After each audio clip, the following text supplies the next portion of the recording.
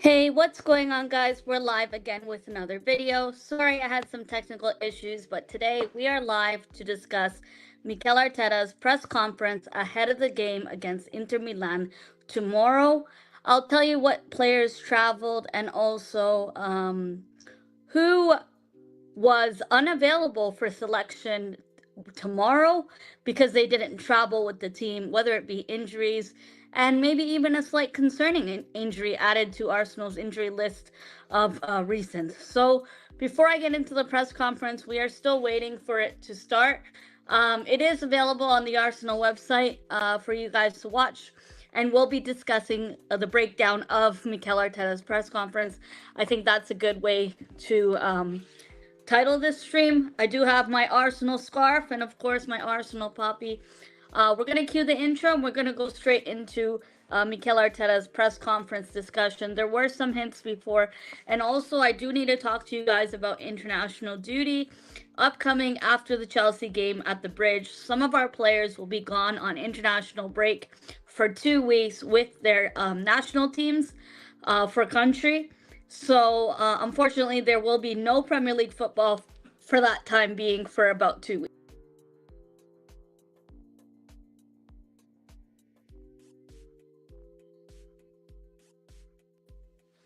So, guys, here we have it. You did see the background. We are going to talk about Arteta's press conference. Big up to everyone tuned in on Twitter and on YouTube. Big up, Josh. Thank you for joining. Good luck for your stream as well. I know you're covering Arteta's presser as well. Hopefully not anything worrying from Arteta, but he always keeps his cards close to his heart and never discloses too much information. With that being said, the Liverpool fans, Jordan and Jack, you guys have a game at Anfield today against Bayer Leverkusen. Granit Xhaka returning to Anfield after the last time he was there. He riled up Trent, and the game didn't really go well when we were leading. And yeah, so I wish Xhaka all the best today. And also Xabi Alonso, former Liverpool player, returning back to his former club. I think that'll be a good reunion for you guys, but it'll be a tough game, I'll say. I don't think Leverkusen are a walk in the park. And that game is about to begin in just under a few hours. Hi, Nippon. Thank you for joining. And hi to Emerson. Hope you're well. Good evening to all of you. Thank you for joining, whether you are watching on YouTube or whether you're watching on Twitter. Much appreciated. Love you guys' support. Thanks so much for tuning in. We'll uncover Mikel Arteta's press conference and go through a breakdown of it. If you see me looking at different devices, it's because I'm trying to get the audio of Mikel Arteta's press conference on, and I don't want to get a copyright strike, so I'm not going to be able to show the press conference, but it is free to watch on the Arsenal app if you have an Arsenal account. It's free to sign up for if you don't already have one. I'm not sure if it's on YouTube, but I know it's on the Arsenal app, so I'm just waiting for that now. Everything you need to know about this Inter Milan game. So I'll talk about this is a key point. We already know, we heard this morning that Odegaard has traveled to Milan, to the San Siro. Whether he's going to be in the squad or not is some question marks around it. In my opinion, when I talk to you guys about my predicted 11, he is not in my starting 11. He's actually on the bench. I do have a friend of mine joining me. Hey, thanks for joining. How are you? You're on mute, by the way. We'll just wait for him to sort. Hey, what's up? Big up. I don't know how to use this. It's all right. I'm still waiting for Arteta to go live. I haven't seen it start yet, so I was just covering the basics of the game as you joined me. You broke the news to me. Well, I think you saw it before I did, that apparently Declan Rice has a knock and did not travel. I think it's more them mitigating the injury getting worse and from something serious. So for me, it seems like a precautionary decision why he didn't travel to the San Siro, and I'm okay with it. I'd rather not risk him and have him fresh legs for Chelsea away at the Bridge on Sunday. What do you think about that? We do know that Declan Rice has not traveled with the squad. Yeah, it's a weird one because he never usually gets injured. I think his last injury was 6 years ago or something. So wow. He hasn't missed a game in 6 years. And that's a lot of football. So if he has a slight knock, it's not worth risking him. And, you know, you might never know, like he could avoid getting called up by England, which is also like a positive. Well, he's so good for England, though, but I hear you, and you did mention like how his fitness is so good. He's never been unavailable for selection for club or country for 6 years is a long shout. And I think Arteta's learned the hard way from the past, where we're no longer risking it on players who may have a slight knock to prevent the injury from getting worse or worrying. With that being said, Declan Rice is no longer in, I believe, both of our predicted 11s. Unfortunately, with the players that are available, we've now changed up our predicted 11. I am waiting to pull up Mikel Arteta's press conference. He's also going to talk about Odegaard, his availability. So this morning we did hear that Odegaard has traveled with the squad to Milan. what are your thoughts of Martin Odegaard finally being available after more than, I think it's about 8 weeks or more than 8 weeks? I know it's about 2 months since he got injured, and ever since then, as we often talk, we have not had creativity in our midfield and no service to our forwards, regardless of who's playing, whether it be Kai Havertz, Jesus, Sterling, even Waneri coming on. He didn't really have service against Newcastle. What are your thoughts of Odegaard's availability for this game? Yeah, obviously he's back after 2 months, so I don't expect him to start. I'd be shocked if he starts, but obviously he could get some minutes off the bench, which would be useful for, we got a big game on Sunday, and he probably has to start that. But I think people realised his importance more when he's out rather than when he was playing the last 2 years. We didn't realise, his actual impact on the Yeah, game. you're right. Because it's not just the creativity thing, because obviously we've got a lot of creative players like Saka and Waneri. Trossard is creative, even though he's been in poor form recently. But the difference is maybe his leadership, and like he's the first one to press. He knows where the right triggers are, like when to press and when not to, when to go, when to not go, and obviously his work rate as well. But I think even if he comes back, I think it won't immediately make us better. There's a lot of stuff that we need to change around to get us playing like how we were at the end of last season. But at the end of the day, it's still a huge positive. I think the other thing is, as a captain, we didn't really have another leader on the pitch. Yeah, you could say Saka had a captaincy appearance. Gabriel Magalhaes, the centre back, had a captaincy appearance in the Premier League games, but we didn't really have a vocal leader on the pitch, and it showed with not only the lack of creativity, but last season we used to have goals scored from midfield just for fun. We had Partey scoring goals, we had Declan Rice scoring winners for us, and this season, since Odegaard got injured, we've failed to have that adaptability, and also the creativity from our midfield has been shot for. So I really hope Odegaard's eased back into this game.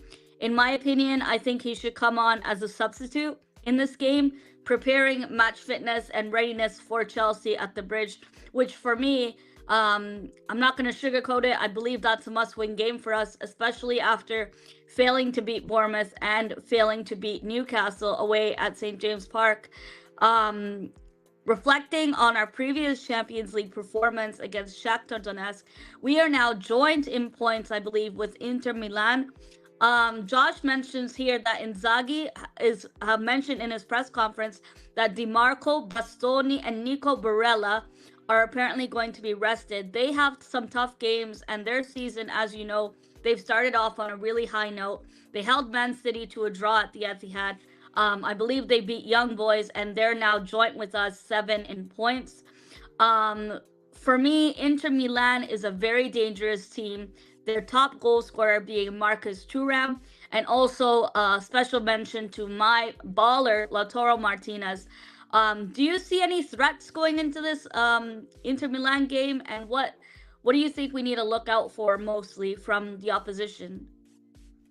Look, I'd be lying if I said that I was an expert on Inter Milan. Like, I remember I watched a lot of Serie A during the 2010s and 2000s when it used to be free in the UK. It was the only football you could get here.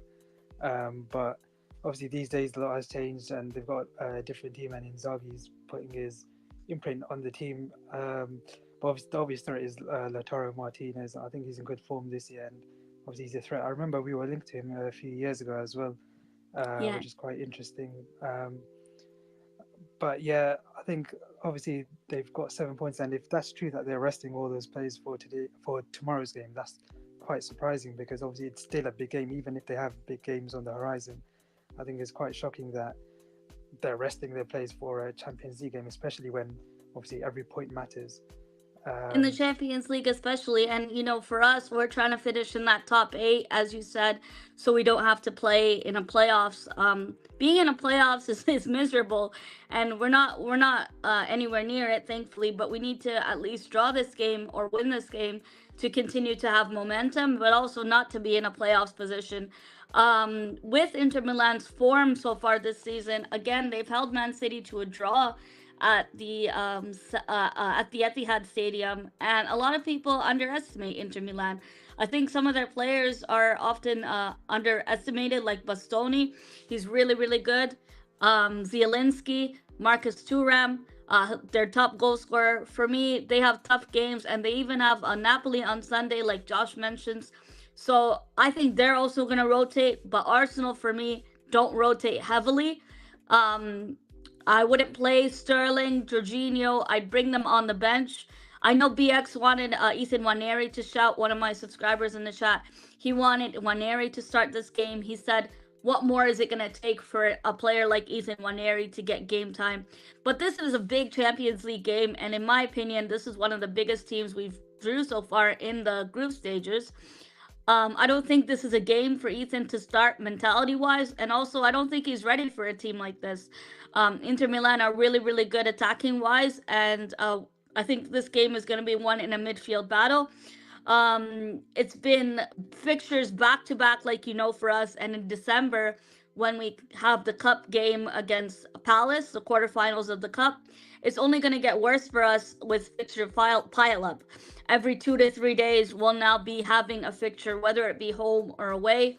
How do you think Arteta's been managing our players so far on our academy front with Ethan Waneri, Lewis Skelly, Heaven, Nichols, and also the rotation players, Sterling, Jorginho, Jesus not getting much game time? What are your thoughts on that? I think a lot of the rotation stuff, I think he's kind of been forced into it because obviously Odegaard's been injured, so his only real options there were either Trossard or Nwaneri, and then I think Martinelli was injured for a bit, so then his only options were Sterling, and then Jesus, he hasn't played much, but he's been injured as well, so I think we already have quite a small, I think we have the smallest squad in the Premier League, but it became even smaller and it limited his options even more, so there wasn't really enough room for rotation. I think it's, correct me if I'm wrong, I think it's a 28 players for Champions League. You're allowed to take more players for the Champions League, but they'll just be on the bench, the other goalkeepers. I'm not sure if it's 20. I think it's, I'm trying to think, 9 at 7, whatever. Anyway, it's 2 more than the Premier League, basically. Yeah, okay.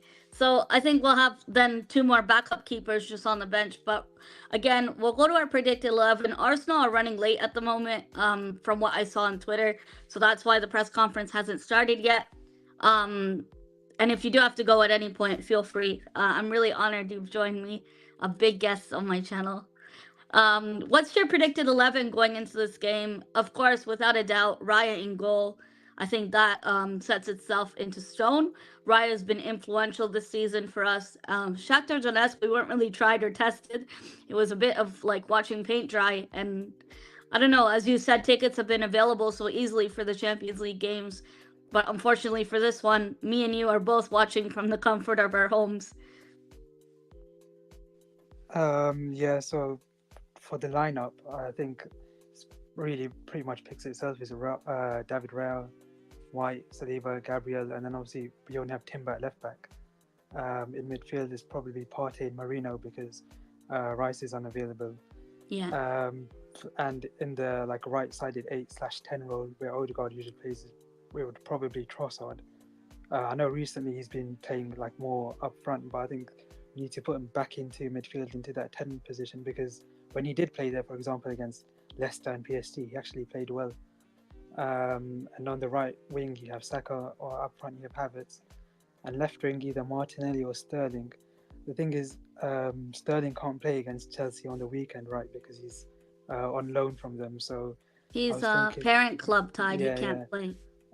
So maybe he could play today, but or tomorrow, sorry. But I think I would still go with Martinelli. I know Martinelli didn't have the best game against Newcastle, but overall, he's actually played maybe not great, but he's played better than he was last season. Like I think against Leicester he scored 2 goals, against Southampton he scored. Who did we play after that? Liverpool, he caused Trent a lot of problems. I know his end product wasn't great, but he was still causing havoc. So I'd go with Martinelli. I think that's the worrying thing, is the final third production he's lacking on. And you could say that about a couple of our players, though. I'm not just signaling Martinelli out. I do think, I agree with you, he caused Trent a lot of problems. I saw that game live. Trossard for me, just like you said, keep him back in midfield. And also, now that Ben White is able to start this game, please put Partey back in midfield, Arteta. None of this Partey at right back, especially for a big game like this, where Inter Milan are quite heavier on the midfield side and also their attack. So I think this game, like I said earlier, is going to be won in the midfield battle. Partey back in midfield for both of us. Partey, Moreno, Trossard, and then the front three picks itself. Saka on the right, Havertz up front, and then Martinelli on the left wing. We do have options on the bench: Sterling, Jesus, Jorginho, Waneri some minutes. But in this game, around the 70th to 80th minute, I would bring on Odegaard for match fitness. Maybe you disagree with me. You're saying this guy just came back from a 2-month injury. Why do you want to rush him back?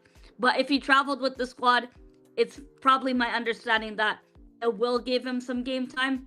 But I also know previously you've mentioned to me that sometimes Arteta takes injured players who are not available just for like a mentality boost and to try to fool people who leak lineups.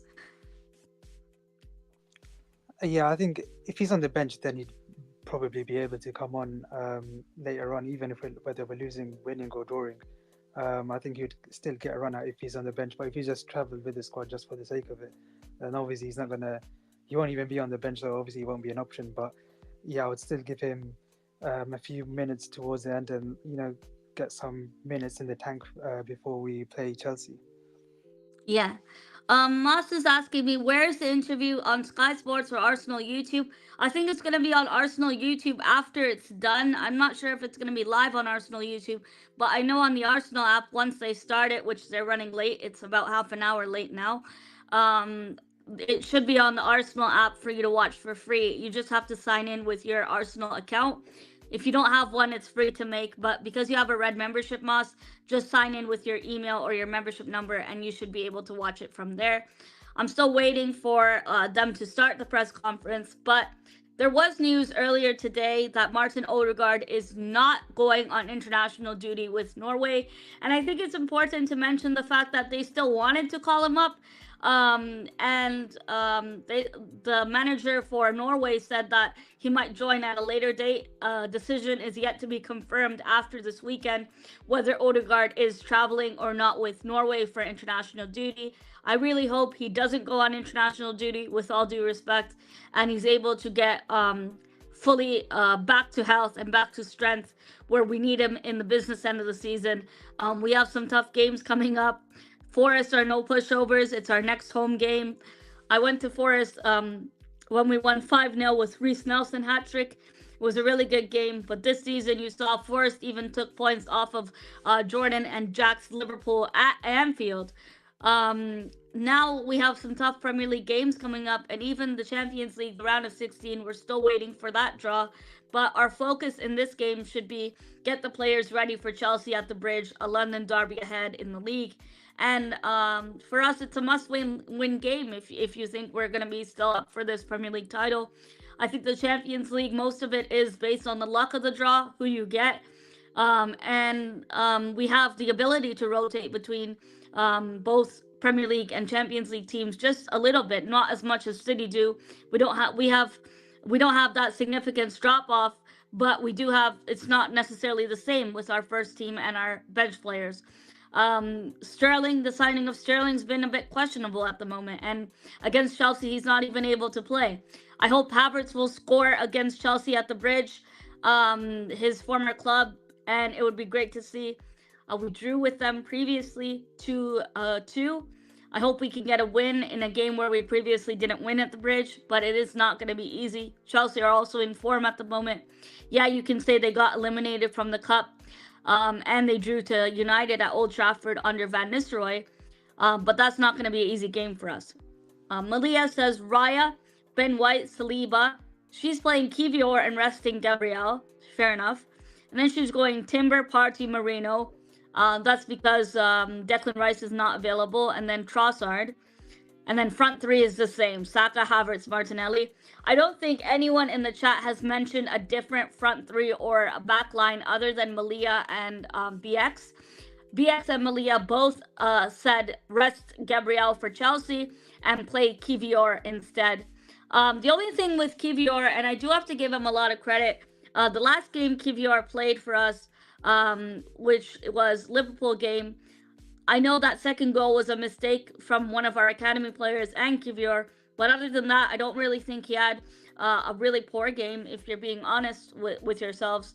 I do think he did all right, and I think sometimes people are so harsh on him because he's not a big name player, or so it be. Shout out to you, Sonny. Thank you for joining. And then Emerson's lineup, we'll just go through that one. It's the same thing. Raya, White, Saliba, Gabriel, Timber, Moreno, Trossard, Sterling, Saka, Havertz, Martinelli. So he's playing Sterling, which I wouldn't start Sterling. Kivier's last game was against Preston with 2 assists. I think he came on against Liverpool, if I'm not mistaken. I do remember he came on against Liverpool, but the Preston game was right after that. If we're talking Premier League, then it was the Liverpool game. I'm still waiting for this press conference to start. A slight delay to the start of Mikel Arteta'S press conference here at the San Siro. And we're still waiting for them to start. We are yet to hear from Mikel Arteta and Saka ahead of Arsenal versus Inter away at the San Siro. We're still waiting for Arteta to talk. There's probably a lot of questions to be asked on why Declan Rice did not travel and Martin Odegaard traveled.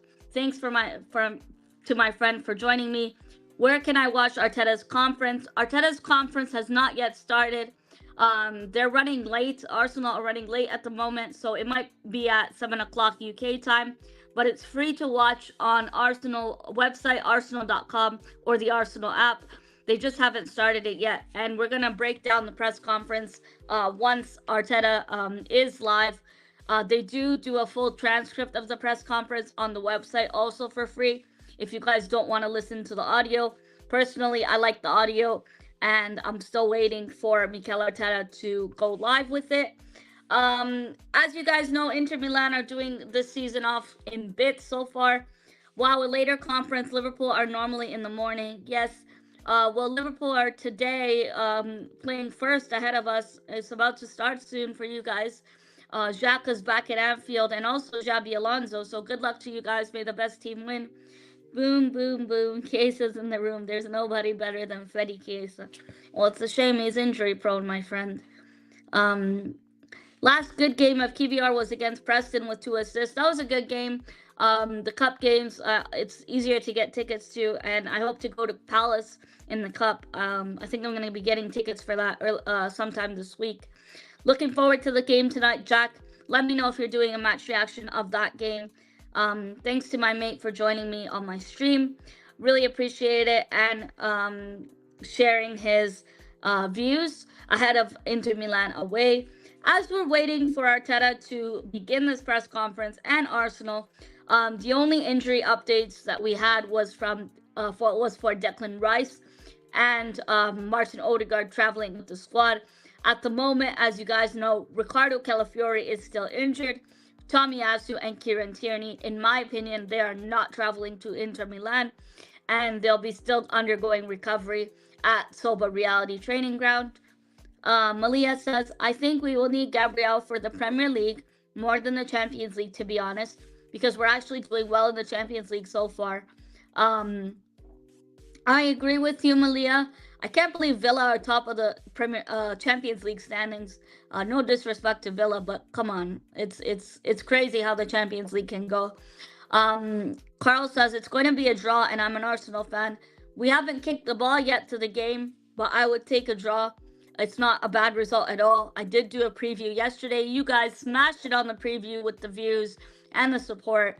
A lot of views in the chat participated in my preview. I'm going to be doing a watch along tomorrow for the Inter Milan game. Josh says he's so late, Arteta. Arteta's moving on some next time zone because they're over half an hour late for this press conference. Come on, guys.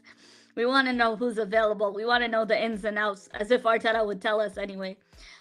Tommy says we will lose to Chelsea and Forest and we will scrape West Ham. I disagree. And going into these games with that kind of mentality, yeah, I understand our form hasn't been the greatest and our attack is shot for confidence. Our midfield has no creativity. But in my opinion, I think Odegaard will be available to start for Chelsea. And I'm quite confident we're going to get a result against Chelsea at the Bridge. Jack says Konate starts. Wow. Konate was really good to watch live. Somebody asked me, one of my friends who supports Liverpool, his name's Chris. I don't know if he's watching this right now, but he normally watches my channel. And he asked me, Mel, what was it like watching Liverpool play live? I did see Liverpool in the cup before when we lost 2-0 to them. We got eliminated from the cup in that game.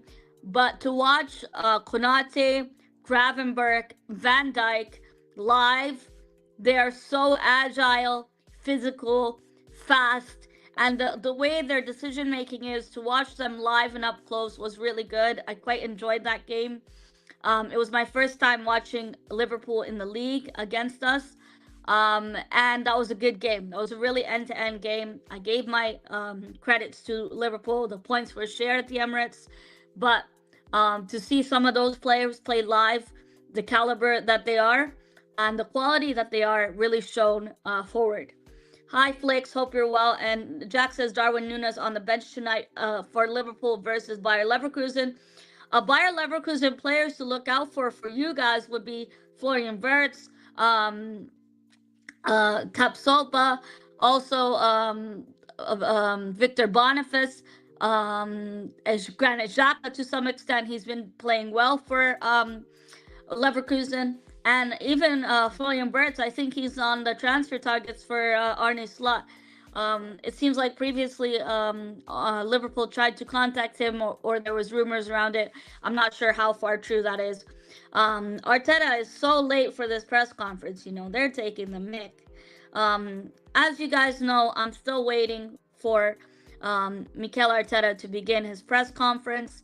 I got a ticket for tonight. Was gonna go with me, my dad, and my mate, but I'm ill and I got a bad migraine. I remember yesterday, I think it was yesterday in my preview, you said you weren't feeling well and you left school early because you had a migraine.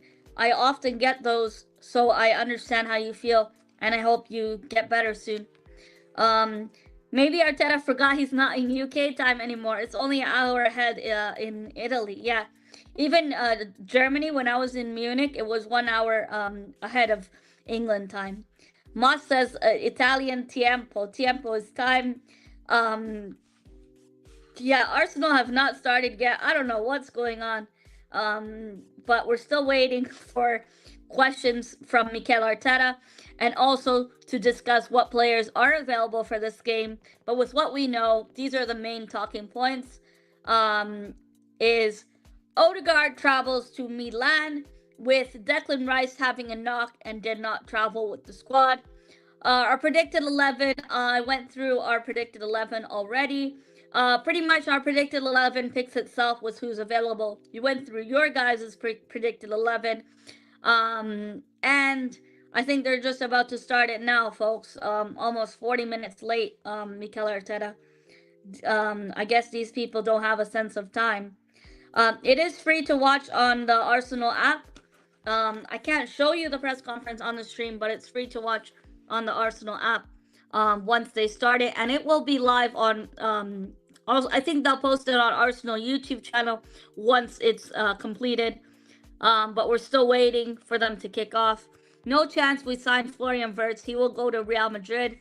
I think Trent might go to Real Madrid. I'm not sure if he's going to sign a contract extension. As you guys know, Trent and Salah only have 1 year left on their deal. Boniface, Andrich, and Xhaka. Boniface has been really good. Malia says, I would bring Odegaard on about 80 minutes just to get the right amount of match time. 100%. Same thing I said yesterday in my preview, Malia. You hit the nail right on the head. Match fitness is crucial ahead of a London derby. I think Chelsea fans would be more confident with Odegaard not available, but I really hope he's able to start against Chelsea at the Bridge. So let's see Inter versus Arsenal, how it's going to go for us and how we're going to set up, but also tactically how we're going to perform against us. Um, Bonfire night is so pointless. Honestly, it's meant for kids. Yeah, we don't have that here. I know it's a UK thing. We don't have bonfire night here. Um, but it is Remembrance Day next week, Monday on the 11th, and it's a bank holiday for me. So I'll probably go live to do an Arsenal chat. Hopefully, there's no more injuries because I don't want to keep going live for injury updates. Those are probably the most miserable streams to do. PSV are 2-0 up. Nice. And Inzaghi is a good manager. Inzaghi has set up Inter Milan well so far this season. They're on joint points with us at the moment in the Champions League standings, and it's important for us to take this game seriously. And if we can win this game, go with the mentality that we can win this game, and if not, take a draw. It isn't the worst result, but we can't keep dropping points, even in the Champions League. It's important for us to take it seriously. Gunner's Goat says, I'm kind of scared going into this game. I don't blame you at all. You know why? Inter Milan have good players. You saw my stream yesterday. I did a combined 11 for Inter Milan, Arsenal, and I was unbiased combined 11. You have to give a lot of credit to Inter Milan's players. Charlie was also joined by me, and we discussed Inter Milan's season so far. Arteta is set to address the issue of Declan Rice picking up a knock today in training. We're still waiting to hear from Arteta. It's about now 46 minutes late, and we're still waiting for them to start. Let's see when this is gonna be, guys. I didn't expect Arsenal to be late. They let me down. It was supposed to be at 6 p.m., but it's almost 7 o'clock now in the UK. Thanks to everyone who's tuned in on Twitter and YouTube. And thanks to my friend for joining me earlier.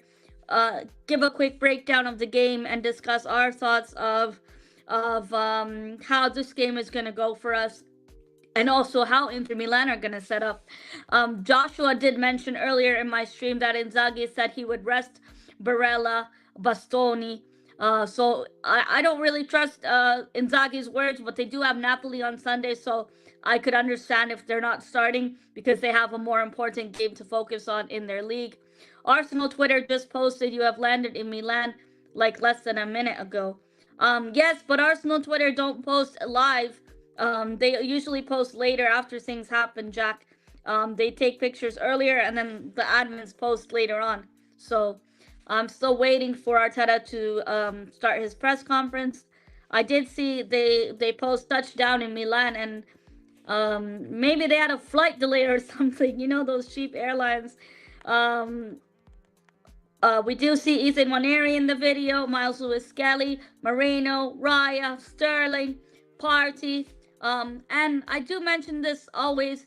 Ben White and Partey are probably the two players that hardly get enough credit in this team when they have consistently good performances. A lot of people rave about Gabriel and Saliba, so do I. But Ben White never really gets his flowers, or as you could say, his cigars. And he's been so consistent for us, so influential for us when he's been available. Captain Alistair Johnston versus Leipzig are Canadian. Real Madrid versus AC Milan, a little matchup. Moss, you are loving your Fire Stick. About time you got that sorted. But I know you can watch all the games now without having to break the bank and stupid cable, how expensive it is. I digress. Everybody's saying let Arteta go to his press conference. We're still waiting. Amorim versus Pep. Yep, that's going to be a good game. And Van Nistelrooy, I think he'll have the job for another week before Amorim takes over. And see how he does with Man United and the players they have. I think regardless of the manager they have, some of the players are far from being coached, like Marcus Rashford, Bruno Fernandes. I don't know if he'll do well to coach them, but we'll see how that unfolds. It's not just a slight delay ahead of the press conference. It seems like this won't be starting till around around 7 o'clock. Malia says Arteta's leg day, he's going to bed instantly. They're probably tired from traveling, but it's not even a long flight, you know. I travel more to go further distance to go watch Arsenal games. These guys need to get it together. But a lot of people are asking on Twitter, where can I watch Arteta's press conference? First and foremost, the press conference hasn't even started yet, so that's probably why you're not seeing it on the screen. You're not seeing it on Arsenal app or Arsenal's YouTube channel. But once they start it, you'll be able to see it on Arsenal's YouTube channel or Arsenal on the Arsenal app. Just log in with your membership or your account. It's free to make if you don't have one, and you can watch it from there. Then on the website, they post a transcript of Arteta's presser right after it's done. Maybe Arteta might not even do it today, but it's supposed to be today because we have a game tomorrow, and usually they do it the day before. Aussie says, I will be following your update, Mal. Thank you so much, Aussie. Thank you for joining. You might as well do your own press conference, Mel. Well, I kind of already did. I talked about probably what Arteta would say. Maybe some people are going to ask why Declan Rice is not there in the squad. But before you guys ask that, it's because he had a slight niggle/knock in training today. So that's why they didn't risk taking him. It's a precautionary related concern. It's nothing serious. So please don't panic. No overreacting. No panicking on my channel or my chat room. This is not the channel to do so. Other channels are available if you want to overreact, panic, and do all that stuff for views and clicks. I am not that kind of person. Dazzen's still good on laptops, phones, and TV. 100%. I like watching Champions League on DAZN. It's really good, and it's closer to real time as the games. Holy, what's Arsenal doing? Why hasn't this press conference started? Am I missing something, you know? I did talk about Inter Milan's season so far. This is the third time Arsenal will beat Inter Milan at the San Siro. The last time we went to the San Siro, we won 5-1 in 2002-2003 season. As you guys know, after second and third place finishes in this first two seasons, Inzaghi finished on top of the league 2023 season to add a second star to their shirt for Inter Milan, and the second Italian side to win 20 titles behind Juventus.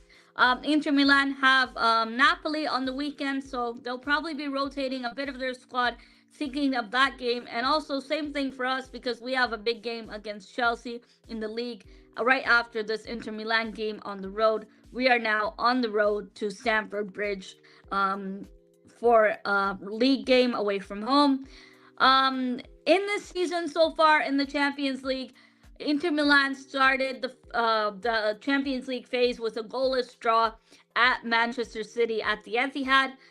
They thumped Red Star Belgrade 4-0, and they needed a stoppage time goal from this season's top scorer, Marcus Thuram, to beat Young Boys out in Switzerland to join Arsenal 7 points from their opening 3 games. Arsenal and Inter Milan both are joint 7 points in their top 3 matches, which is quite good. Malia, I do agree with you. Arsenal are doing better in the Champions League than we are in the league, which is great. And it's good to see from last season where we got knocked out in the quarters from Bayern Munich. Bayern Munich have our number, whether it be the men's team or the women's team. I hope we don't. I hope we get over the mentality blocks in the round of 16 this season. Hi Chris, thank you so much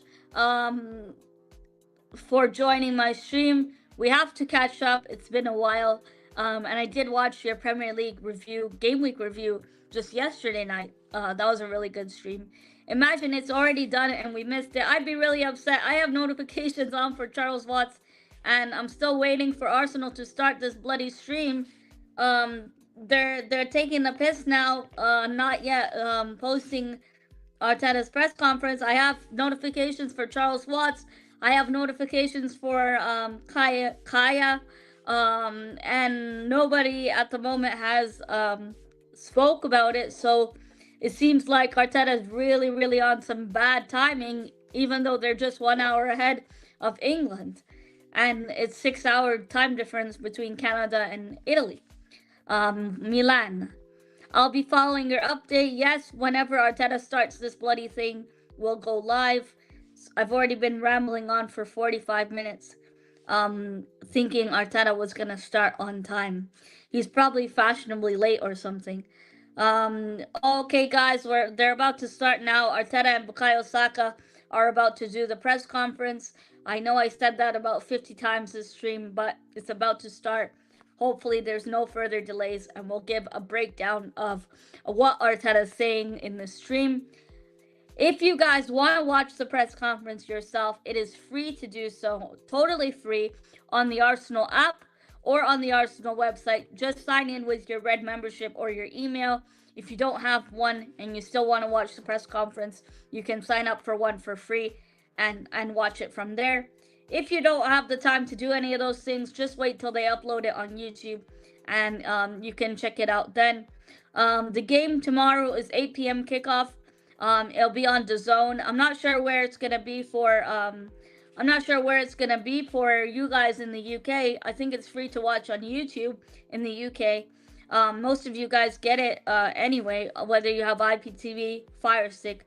I think it's free on UEFA YouTube for the UK. But Leverkusen are about to start now away from home at Anfield, and in the middle of this, Arteta is gonna do his press conference. But Charles Watts just tweeted that they're gonna start shortly, so let's see what all that Arteta has to say. In the meantime, I'm just gonna keep my camera off, and we'll begin the stream shortly with properly doing Arteta's press conference breakdown. Sorry for the delay, guys. It's not really my fault. I think Arteta and Saka got late on the flight, and they didn't start this press conference on time. It was supposed to be at 6 p.m. So thank you, Malia. She says it'll be on TNT Sports for the UK. Big up. So I'm going to keep my camera off and the live press conference starting soon, banner. And then once Arteta starts, we'll break down the press conference together.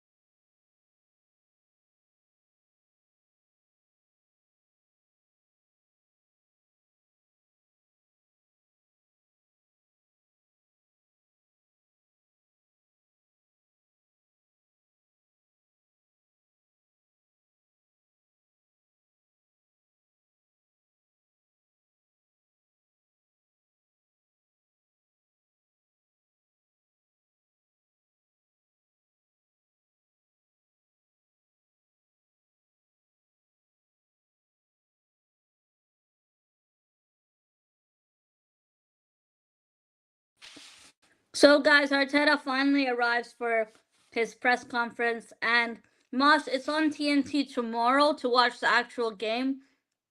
I'm not sure what channel, but I think it's TNT UK, for tomorrow to watch the actual game. But if not, you can watch it on DAZN like we normally do on here, and then just connect it to your TV through HDMI. Arteta's finally arrived for the press conference. Um, 1 hour late, Arsenal, to do the press conference today. The press conference, Moss, you can watch for free on the Arsenal app or on the Arsenal website. I'm not sure if it's on TV.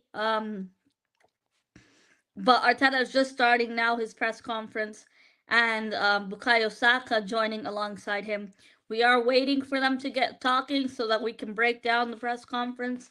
So if the silence from me has just been literally me waiting for Arsenal to start up the press conference, so that I can analyze it and give you guys a full breakthrough and summary of what Arteta has to say.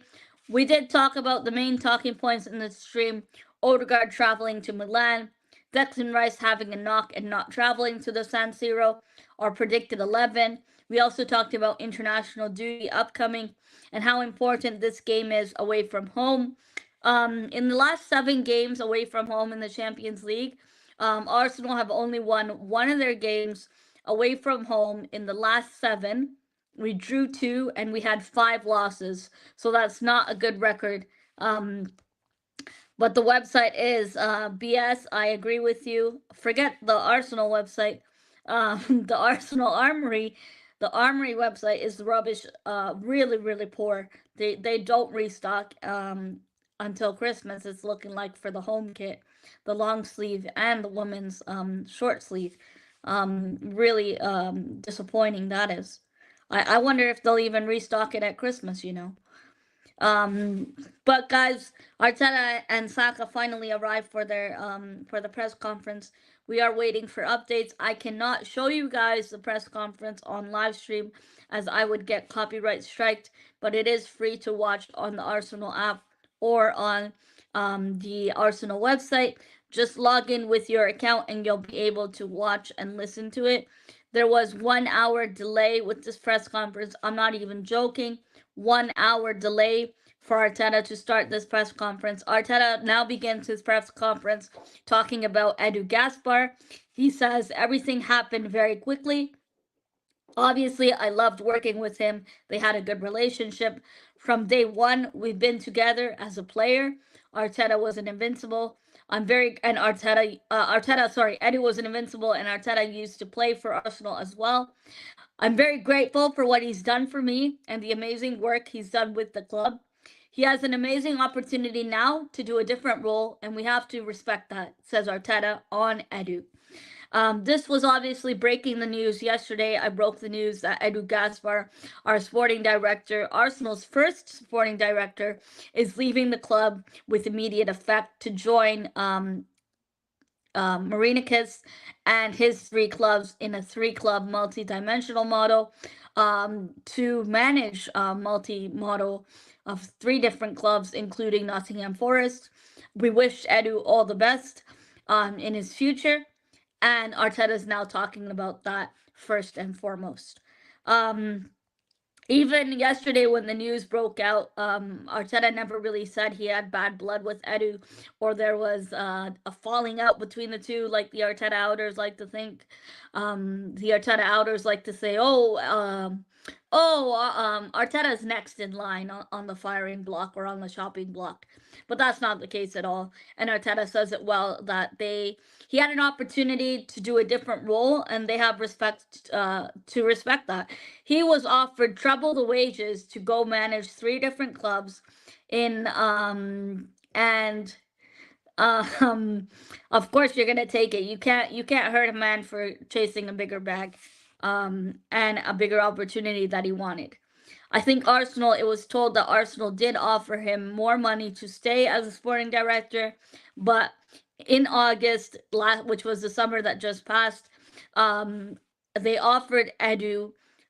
Nottingham Forest came and Marinicus wanted Edu to take over, and at that time, Edu did not go. But now Edu is officially leaving Arsenal on a high note. We wish him all the best. And Arteta is now just talking about that. So guys, any thoughts on those comments so far? We are still waiting to hear further. I think Edu just wants to change, and good luck to him. I think Edu wanted to be considered for CEO. When Vinay left, I think he wanted to be considered for that position. But at the moment, I'm not sure if we're gonna get a sporting director replacement. I don't think so. I think the role of the sporting director is just going to be eradicated, and the role is going to be divided between the two, Tim Lewis and King. Arteta is now talking about Odegaard and Declan Rice, which is now the meat and potatoes of the press conference. Arteta on Rice and Odegaard. The positive news: Martin Odegaard, it's great to have him back. He had a full session today in training and he felt good. We will decide tomorrow whether he's going to play or not.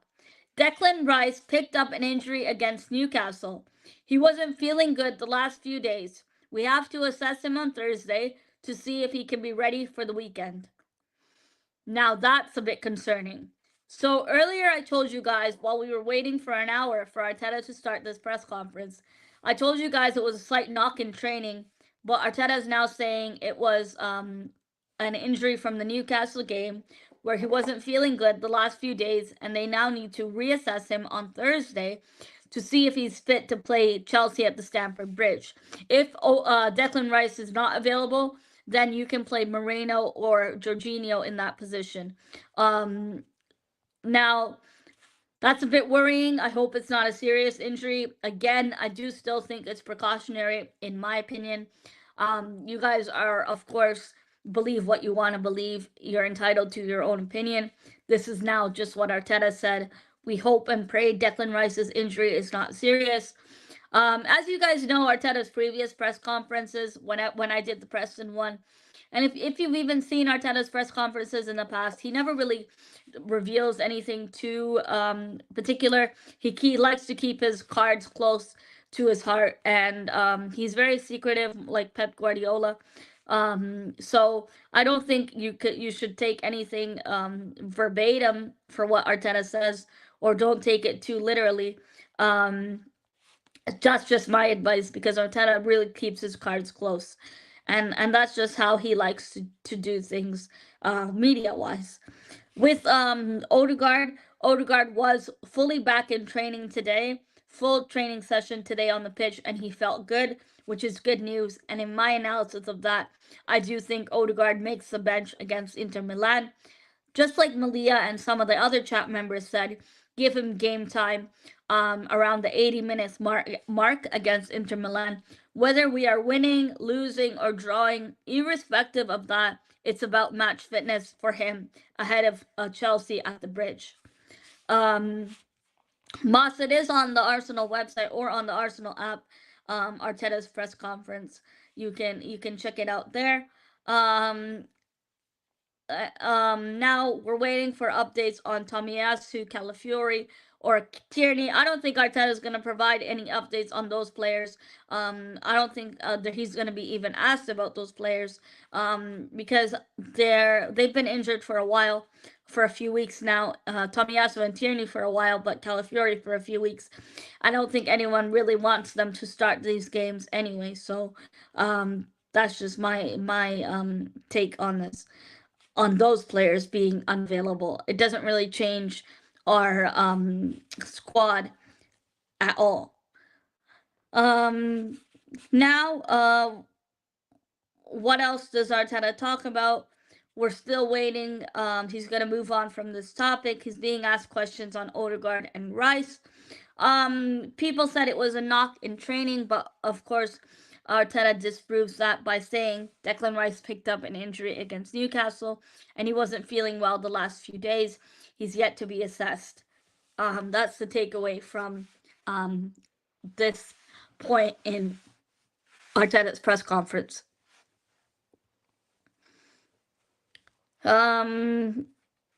It's interesting because Arteta started his press conference talking about the Edu situation. I think, of course, he was going to get asked it because both of them had a really good relationship together. It's my understanding that whether we're going to get a new sporting director or not, it seems like Arteta is going to have a big say, supposedly, in who replaces Edu, according to Matt Law. This guy's not going to tell us anything. He never does. Arteta, yeah, he's very secretive, like Pep Guardiola. I think he got that from Pep, but he knows how to play the media, and I really like that. Or create suspense. Now he's playing the injury suspense card on Declan Rice against Chelsea at the Bridge this weekend. Whether Rice is actually injured or not, or whether it was a knock, I do think it was still a knock and not something serious. We're praying it's not serious because, boy, Arsenal have just had injury after injury. Um, at the moment, Arteta's being asked questions on Odegaard. Um, Everybody is saying, asking about the Rice injury. I think that's because that's the latest injury news update we have. Um, some people asking for us to show the press conference live. We're not able to show the press conference live. You'd get copyrighted, so that's why I'm not able to do so. One moment. Hey, thanks for joining back. Yeah, I was busy. I had Um, to go, but I'm back now. It's all right. Arteta started 1 hour late with Saka. I guess the flight got delayed or something. They weren't able to start it on 6 o'clock, so he just started now. I don't know if you've seen it so far, but he's talked about Edu. The first thing he was asked about was what was his thoughts on Edu leaving. He did talk about how Edu was offered a better opportunity for a different role. And as you know, he's going to have a multi-club model, which he liked in the first place, and treble the wages. Of course, it's a no-brainer for him to take that job. What do you think of that news of Edu leaving Arsenal, our first sporting director? Yeah, it's quite surprising because he got the promotion, I think, last year or the year before. So he's obviously his power was increasing, but apparently, obviously, you've seen the reports, everyone's seen it, that he's a bit not annoyed, but he feels like he doesn't have enough power because obviously he's been here for 5 years. He probably thinks that he's entitled to more. But yeah, obviously he's joined for bigger job, bigger opportunity, and he wants to, prove himself. Yeah, a lot of people were saying, well, on Twitter, as you know, people like to make rumors and stuff. Now they're showing Saka. Arteta just spoke about Rice's injury. He said it was a problem on his foot. He wasn't comfortable to put his boot on. And it seems like in the Newcastle game that Declan Rice suffered an injury, is what Arteta is saying. Martin Odegaard, on the other hand, was back in full training today. He felt good, but on the contrary, Declan Rice picked up an injury against Newcastle. He wasn't able to put his boot on, and he wasn't feeling good, so they didn't take him. They don't want to risk him. Arteta's playing this injury suspense card for the Chelsea game. Just like we said earlier, I do think it's still a knock, nothing major. And on Thursday, he'll be in fine to play on Sunday for our game. But Arsenal and Arteta are saying that on Thursday they're going to assess him whether he's going to be ready for the weekend or not. Yeah, I think you can never tell what he means. You can't take him seriously with the injury news. Like you find out on the day. It's anything before that that you have to take it for face value and just ignore it. Yeah, he said it was a foot related injury, but again, just like you said perfectly, Arteta can't be taken seriously sometimes. When he says things to the media, oftentimes you just go with the opposite of what he says. If he says Saka's not available, it means Saka's available. And I think people are figuring him out now after many press conferences of Dark Arts FC. Um, we have yet to hear further updates going into this game, but I think Arteta's touched on the main talking points that we wanted to know so far. Moss, it is on the Arsenal app. You can watch it on there. I'm not sure if it's on YouTube yet. I can't find it on YouTube. I think you need to be from the UK, maybe on UK VPN or in the UK to see it on YouTube or Sky on there. Are you able to see the press conference yourself? I'm not sure if it's on YouTube in the UK. Malia hasn't said anything, and I'm sure if it was, she would have said it's on YouTube. I've got no idea if it's on the UK. I'm just seeing the tweets from like Charles Watts and all of them, but Yeah, um, me too. Because I can't show the press conference. So, Arsenal app they post a transcript as well, so you can watch it on there. You can check the video on there and also watch it on there. Um, that's pretty much it from what Arteta said on Odegaard and Rice. There's not really any other updates. He's talked about Edu's departure. He's talked about Declan Rice's injury, and he's talked about Odegaard's return ahead of the Arsenal's matchup away from home in the Champions League against Inter Milan. A really big game for us. Um, I just mentioned in the last 7 games away from home, we've only won one.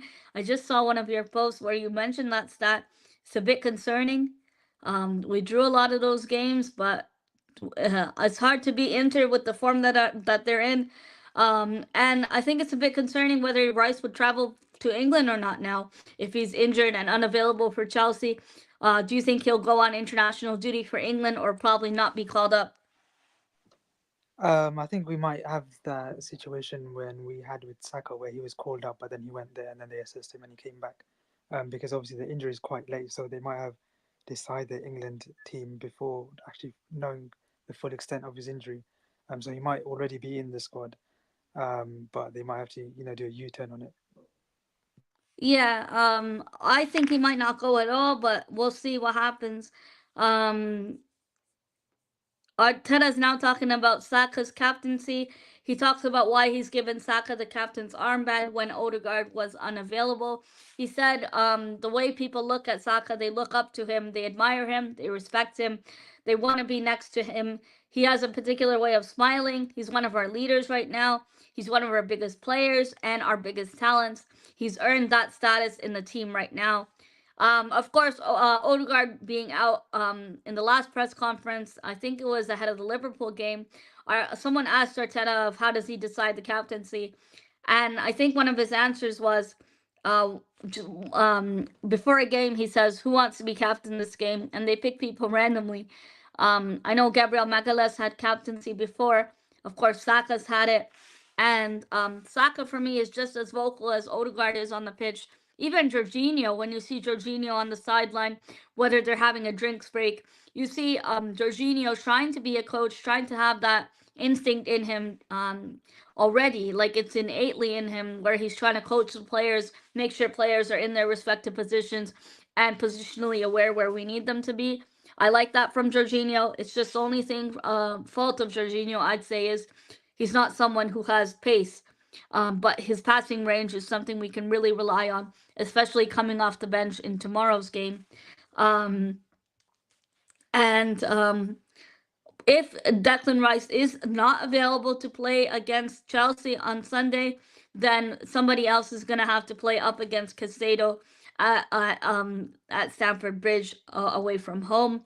I think this is pretty much all that Arteta has to say so far in his press conference. I don't think he's mentioned anything else. Um, I've covered pretty much everything that he's talked about from what I've seen on Twitter and what I've seen Arsenal discuss. Jorginho has been my favorite, but he needs game time, like you said. He's good in the Champions League when we need him to come off the bench. And just like my friend said, Trossard in midfield, not further up. I think play players in their right positions for this game, especially considering we have Ben White back at right back, um, and Partey in midfield. He's been consistent whether he's playing right back or whether he's in midfield. As long as he's not injured, knock on wood, we'd be able to get more output from our midfielders.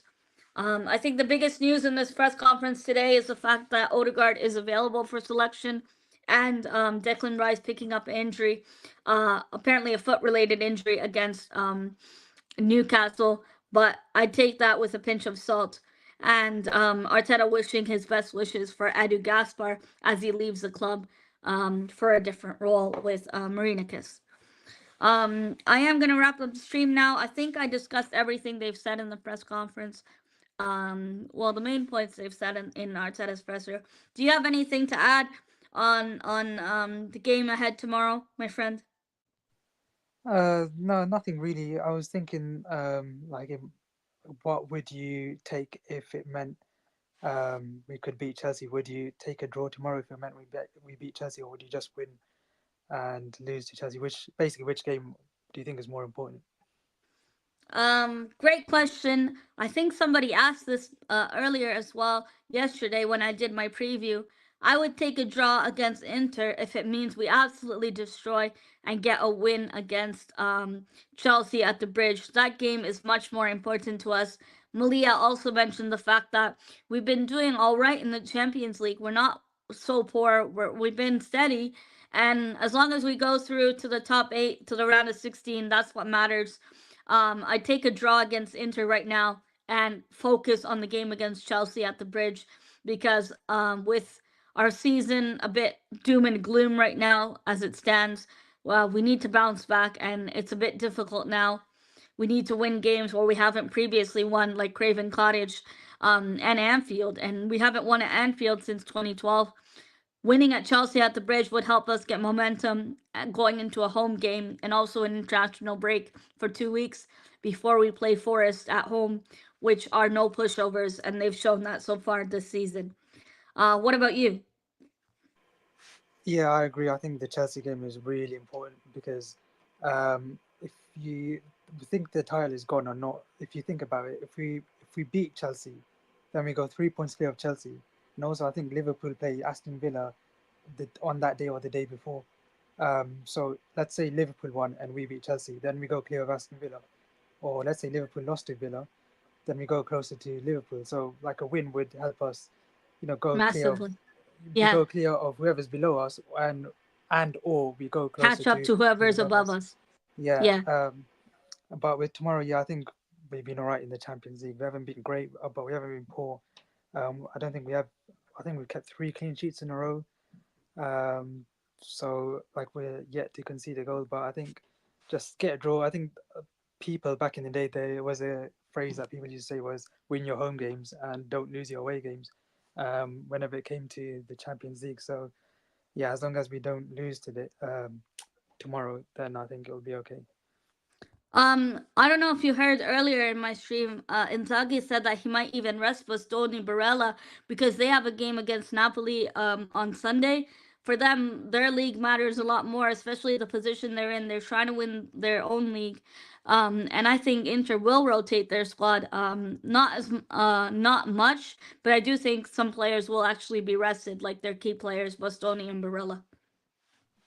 Yeah, yeah, I was here when we spoke about it, but I think what we said about Arteta, like you can't take him seriously. I think it might apply with Inzaghi as well. He might, just be waffling for the Mind sake of it, games. and then you turn up tomorrow, and then he has a fully fit squad out. Yeah. I'm gonna go 1-0 as well. I think it'll be a 1-1 draw. Your score predictions for this game, please, my friend. Well, I don't usually do score predictions, but since I'm here, I might as well do it for you. I'd go with a 0-0. Let's just give it a 0-0. A goalless 0-0, like watching paint dry. Oh no. I hope it's a more entertaining game than that. Because watching a 0-0, I know Inter Milan held City to a 0-0 away from home, and that wasn't really an entertaining game either. Hopefully, we have some goals in this game, but I'd take a draw, and I agree with you 100%. Thanks so much to 672 people watching on Twitter and on YouTube. Massive thanks to all of you. Thanks to my friend for joining me. Really appreciate it. Your first time on my channel, and it's great to have a high profile guest. Um, Thanks everyone for joining me. We'll be live tomorrow for a watch along of the game tomorrow evening. 7:45 is when I'm going live, but the game kicks off at 8 p.m. UK time. It is free to watch on DAZN or TNT in the UK if you're from the UK. Enjoy the game. Hopefully Arsenal keep a draw or win this game. I'd be surprised. Just because of how good Inter are and how consistent they've been in their league. But the main focus for us remains Chelsea away at the Bridge in a London derby. Thanks everyone who's tuned in. Sorry for the delay for this press conference. It wasn't really on me. It was more Arteta, I guess, getting his hair gel done or something. And they took more than 1 hour to start the presser. Thanks so much for subscribing. I'm on the road to 9K subs, which is incredible to say. So thanks to each and every one of you who's tuned in on Twitter and on YouTube. Big up to each and every one of you. And let me go ahead and cue the outro, and we're out of here.